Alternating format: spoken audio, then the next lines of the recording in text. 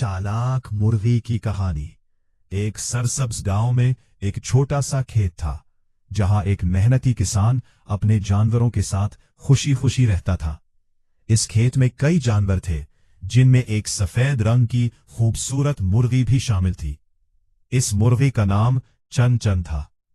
चन चन आम मुर्गियों से थोड़ी मुख्तलिफ थी। वो न सिर्फ होशियार थी, बल्कि बहुत मेहनती भी थी। वो हमेशा कुछ न कुछ नया सीखने की कोशिश करती रहती थी।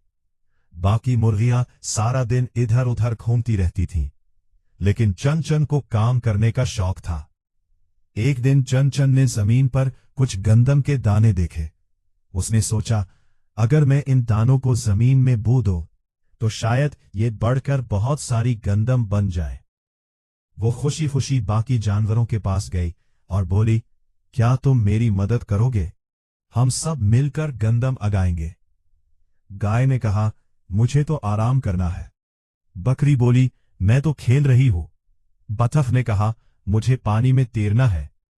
चन चन ने आह भरी, मगर हिम्मत नहीं हारी। उसने कहा, कोई बात नहीं, मैं अकेली ही कर लूंगी। चन चन ने खुद जमीन खोदी, बीज बोए, पानी दिया और रोजाना उनकी देखभाल करती रही। दिन गुजरते गए और आहिस्ता आहिस्ता छोटे छोटे पौधे निकल आए। वो पौधे बढ़ते गए और आखिरकार सुनहरी गंदम की बालियां बन गई। चन चन बहुत खुश हुई। अब चन चन ने फिर सबको बुलाया और कहा, करोगे गंदम काटने में? सबने फिर इनकार कर दिया। चन चन ने मुस्कुराकर कहा, ठीक है, मैं अकेली ही कर लूंगी। इसने मेहनत से गंदम काटी, उसे साफ किया और आटा बनाने के लिए ले गई। जब आटा तैयार हो गया, तो चन चन ने मजेदार रोटी बनाने का फैसला किया। इसने फिर सबको बुलाया, क्या तुम मेरी मदद करोगे रोटी बनाने में?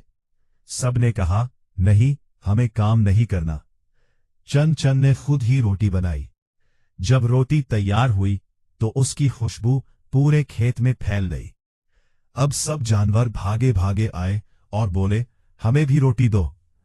चन चन ने नरमी से कहा, जब मैंने तुमसे मदद मांगी थी, तुमने इनकार कर दिया था।